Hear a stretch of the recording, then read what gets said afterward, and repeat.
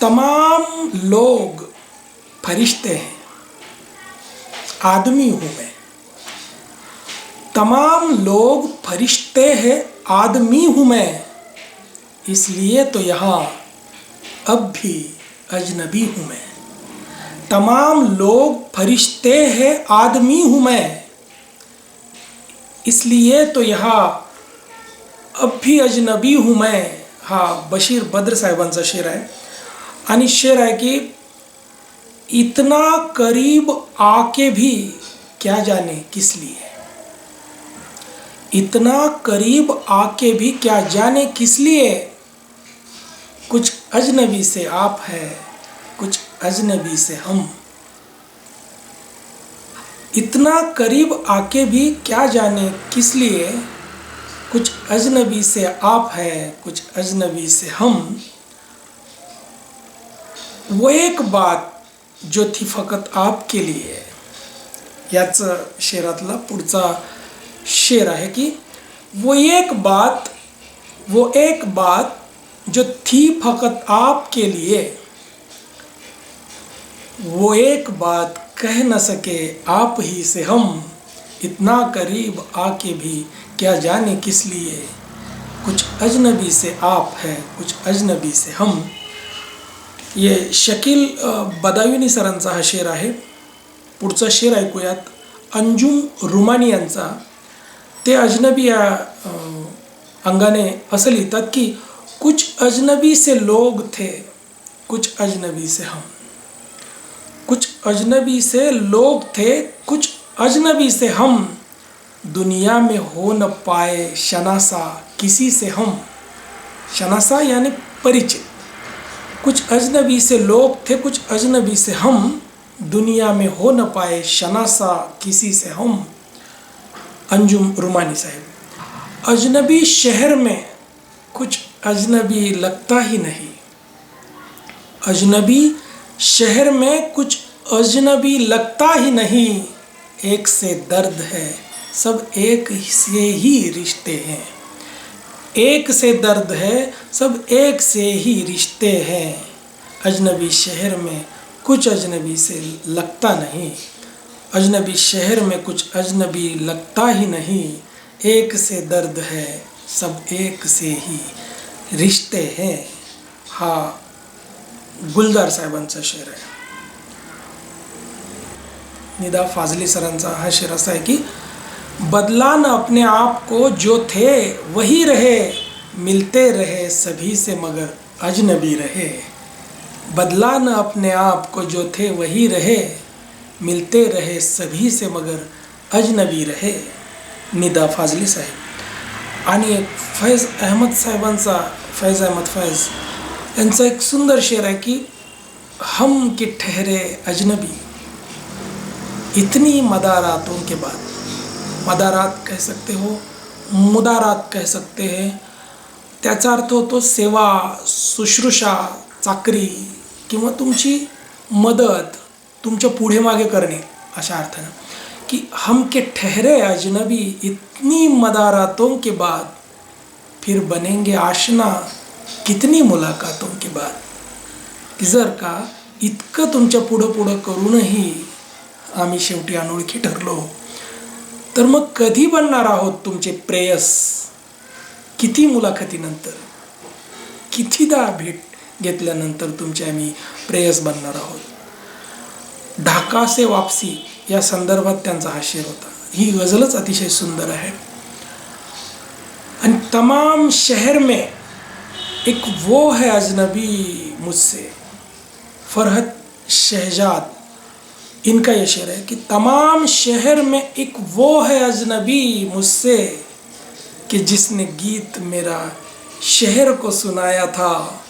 तमाम शहर में एक वो ही, तमाम शहर में एक वो है अजनबी मुझसे, कि जिसने गीत मेरा शहर को सुनाया था। मुझे खबर थी वो मेरा नहीं पराया था, पर धड़कनों ने उसी को खुदा बनाया था। काय लिहितात लोक।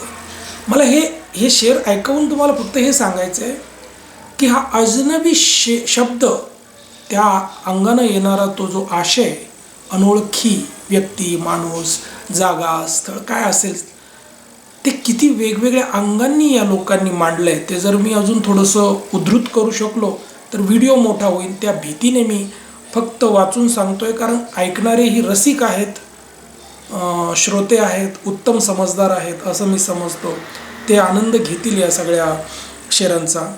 तमाम रिश्तों को मैं घर पे छोड़ आया था, तमाम रिश्तों को मैं घर पे छोड़ आया था, फिर उसके बाद मुझे कोई अजनबी न मिला.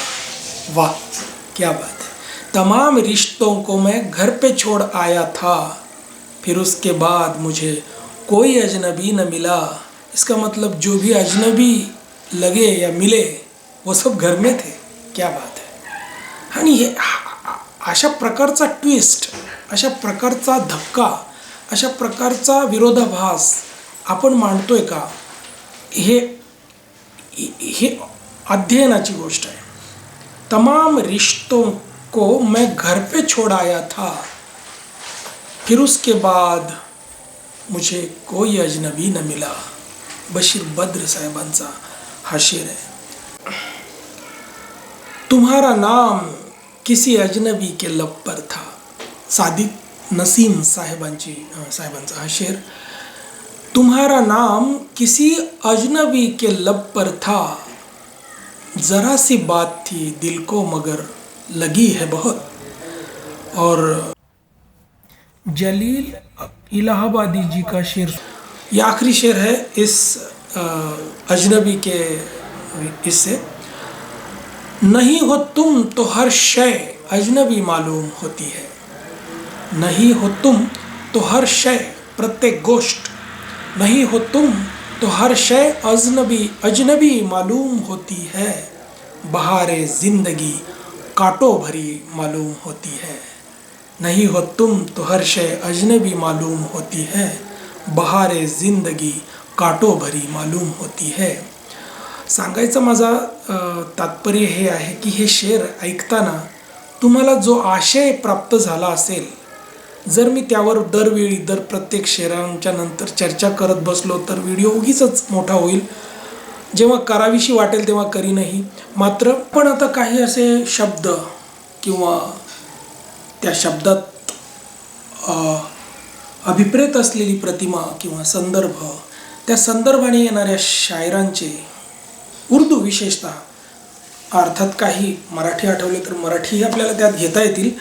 मात्र मी खास करून उर्दूचा आग्रह का धरतो आहे, उर्दूमधून जर आपण एखादी रचना, एखादा आकृतिबंध घेतो आहोत, काव्यप्रकार घेतो आहोत, तो उर्दूनं कसा मांडला आहे तसा मांडण्याचा प्रयत्न करतो आहोत, तर मग त्यासाठी काही संदर्भांचं वाचन, अध्ययन आपण करायला नको का.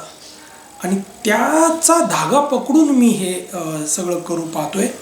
यात उत्तमोत्तम शेर माझ्या मतीप्रमाणे, माझ्या ऐपतीप्रमाणे मी त्यातल्या त्यात असे शेर निवडण्याचा प्रयत्न केला आहे की ते तुम्हा आम्हाला सहज, विना कुठल्या स्पष्टीकरणाशिवाय तुम्हाला आम्हाला सहज समजतील असे असावेत. त्यातल्या त्यात ते शेर शेरियतच्या, गझलियतच्या दृष्टीनं समृद्ध असावेत, अर्थपूर्ण असावेत. असं सगळं करण्याचा प्रयत्न केला आहे. समजायलाही सोपे असावेत, कारण कठीण कठीण शब्द जेव्हा येतील तेव्हा त्या शब्दांचे अर्थ शोधता शोधता त्यातली गझलियत किंवा तिचा आस्वाद घेणं राहून जाईल. म्हणून मी असा प्रयत्न केला की तितकं खोलात न जाता आधी आपल्याला जेवढं पेलेल, जेवढं समजेल त्या पद्धतीनं आपण ते शेर ऐकूयात. आणि या सगळ्यात, या वाचनात बऱ्याचदा माझ्याकडून ॲक्सेंटमुळं माझ्या उच्चार दोष माझ्याकडून होण्याची शक्यता नाकारता येत नाही, कारण मी सुद्धा उर्दूचा फक्त एक जिज्ञासू आहे. मलाही उर्दू तितक्या अचूकपणे किंवा आदर्शपणे, प्रमाण पद्धतीने सांगता येणार नाही तुम्हाला. मात्र माझा प्रयत्न असेल की मला जितकं माहिती आहे तितकी माहिती तितक्या प्रामाणिकपणे तुमच्यापर्यंत पोहोचवण्याचा मी प्रयत्न करीन. आता हे पण मी कसे निवडले तेही सांगतो. मी अल्फाबेटिकली जे जे कलेक्शन केलं आहे ते अल्फाबेटिकली घेऊन कडून ज्ञकडे जाण्याचा प्रयत्न करूया, जेणेकरून मग ते वाटेत जे जे प्रवासी भेटतील त्या प्रवाशांना घेऊन त्या संदर्भांच्या बाबतीत कुठले कुठले शायर आपल्याला काय काय ऐकवतात ते आपण ऐकवू.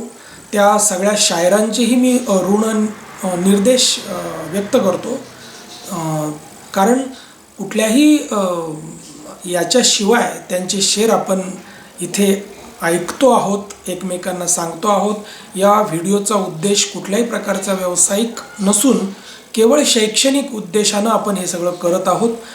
त्यामुळे ते सगळे शायर देखील या सगळ्या प्रयत्नांना आपल्या आशीर्वाद देतील, शुभेच्छा देतील अशी मी अपेक्षा ठेवतो. मला हे शेर ऐकवण्याच्या मागचा माझा उद्देश साधा सोपा आहे की किती वेगवेगळे शेड्स, किती अर्थांचे पदर हे लोक एका शब्दांमागचे वेगवेगळ्या तऱ्हेने एक्सप्रेस करतात. आणि शेराच्या ज्या वेगवेगळ्या व्याख्या आतापर्यंत आपण केल्या आहेत, ऐकल्या आहेत, लक्षणं ऐकली आहेत, त्या सगळ्या लक्षणांवर खरं उतरण्याचा प्रयत्न इतक्या वेगवेगळ्या प्रकारे करतात.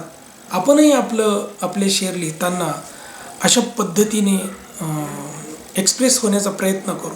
आपल्याला कुणाचं काही कॉपी करायचं नाही आहे, पण शेरातून व्यक्त कसं व्हायचं असतं हे आपल्याला शिकण्यासाठी अनेक लोकांचं व्यक्त होणं कसं आहे हे पाहावं लागणार आहे.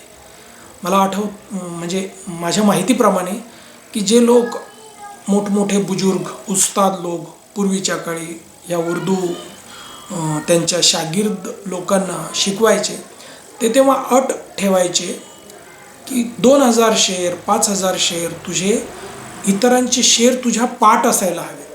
हे का करत असावेत ते, यामागचं साधं सिंपल लॉजिक हे आहे की अनेक लोकांचे अनेक शेर जेव्हा तुम्ही असे अध्ययन करता, घोकून पाठांतर करता, तेव्हा कळत नकळत तुम्हाला त्यांची एक्सप्रेस होण्याची तऱ्हा कळते. ती तऱ्हा तुम्हाला समजण्यासाठीच त्यांनी हा टास्क दिलेला असावा. आणि जो अशा पद्धतीने ज्याला जी गोष्ट लवकर अवगत होते, याशिवायही कदाचित कुणाला जराशा मेहनतीच्या नंतर एक्सप्रेस होणं जमूही लागत असेल, पण आपलं जर खरंच शायरीवर प्रेम असेल तर हे असं अनेक लोकांचं संकलन ऐकण्याची रसिकता, आस्वादकता आपल्याकडे असली पाहिजे. आणि त्यातूनच आपण ते ग्रास्प करणार आहोत, ते प्रेरणा घेणार आहोत. त्यांच्या मांडणीचं कसब पाहून, त्यांच्या मांडणीचं कौशल्य पाहून, त्यातून एक्सप्रेस होणाऱ्या अर्थाची मांडणी पाहून आपणही काहीतरी शिकणार आहोत. तेव्हा लवकरच भेटू दुसऱ्या एखाद्या शब्दासह. तोपर्यंत नमस्कार.